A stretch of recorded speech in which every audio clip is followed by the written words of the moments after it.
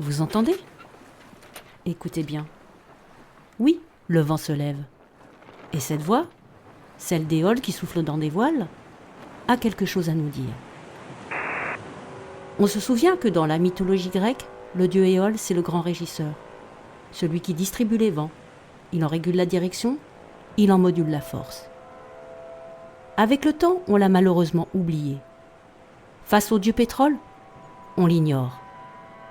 Mais à bien écouter, le bruissement du vent se fait de nouveau entendre, notamment dans l'ouest de la France. Là, de nombreux acteurs maritimes portent d'audacieux projets. Leur pari ? Remettre son usage au goût du jour et permettre aux cargos, qui carburent pourtant si vite et si bien aux énergies fossiles, d'exploiter directement cette ressource à bord. Leur objectif, c'est de combiner performance à la navigation et efficience environnementale, et de nous aider ainsi à passer d'une économie de l'abondance à un modèle basé sur l'efficacité et la sobriété.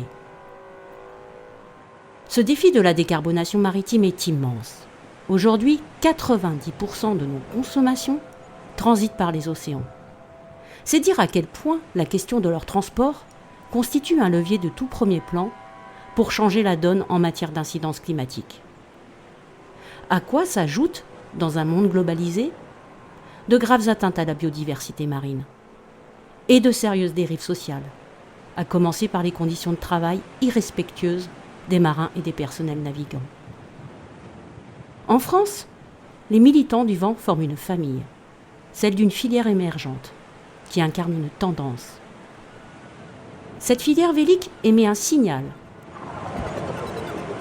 qui, dès lors qu'il gagnera en intensité, en passant à l'échelle du commerce mondial, pourra revendiquer un réel potentiel de transformation systémique. Sous l'angle de la prospective, cela résonne comme une évidence. Oui, le vent, énergie propre et gratuite, énergie indéfiniment renouvelable et inaliénable, a la capacité d'accompagner des changements sociétaux de taille.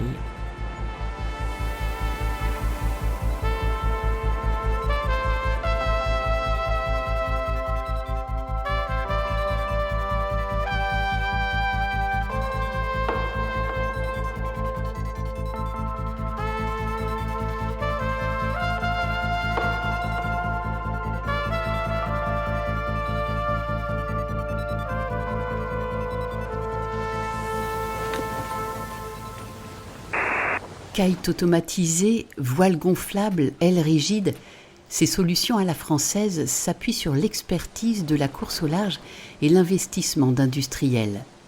Elles partagent un double objectif, équiper de nouveaux navires et en moderniser d'autres par hybridation avec l'installation de gréements en soutien aux moteurs existants.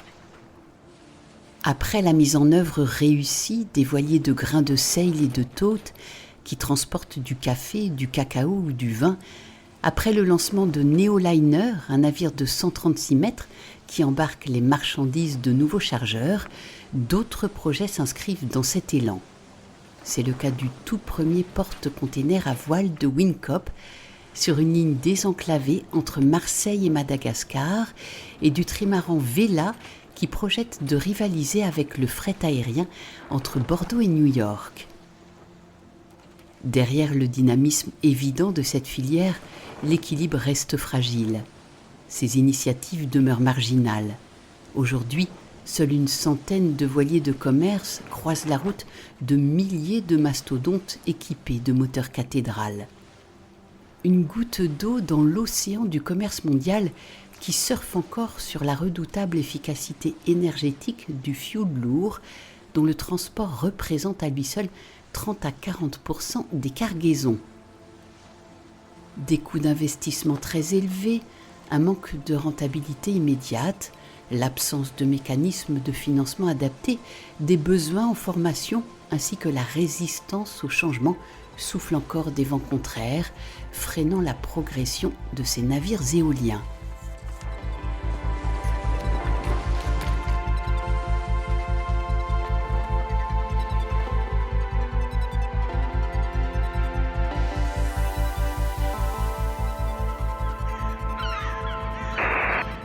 « 2050. Le vent a tourné, dans un sens plus favorable aux solutions véliques, de loin les plus efficaces pour atteindre la neutralité carbone. Il reste du chemin à parcourir, mais des flottes de navires propres sillonnent désormais les mers et les océans. Ces voiliers de commerce de taille moyenne rivalisent avec les monstres fossilivores de moins en moins nombreux. Les navires véliques tirent tous les bénéfices des progrès, permettant à une rétrotech, celle de l'usage du vent, de se projeter vers le futur. L'exemple des longs courriers transatlantiques à la voile, initié à l'aube des années 2020, stimule la réouverture des autres grandes routes historiques servies par des vents établis. En France, une loi, la loi Effet-Venturi, a finalement été votée en 2026, permettant également d'accélérer le déploiement de projets de l'économie sociale et solidaire. D'autres lignes secondaires, opérées par des coopératives maritimes, accompagnent l'émergence de ports régionalisés. Le cabotage le long des côtes et du littoral des mers intérieures concurrence aujourd'hui le transport routier. Grâce à leur modèle basé sur le multisociétariat, ces compagnies contribuent à sensibiliser le grand public, à consommer moins, mais mieux. À bord, elles gardent toujours de l'espace disponible pour des cargaisons confiées par des ONG humanitaires. Les navires sont manœuvrés par des équipages multiculturels, formés à la navigation à la voile. Ils accueillent aussi des passagers, comme des étudiants du monde entier et des artistes en résidence embarqués. Une belle manière de cultiver le récit d'un transport maritime qui a su se réinventer.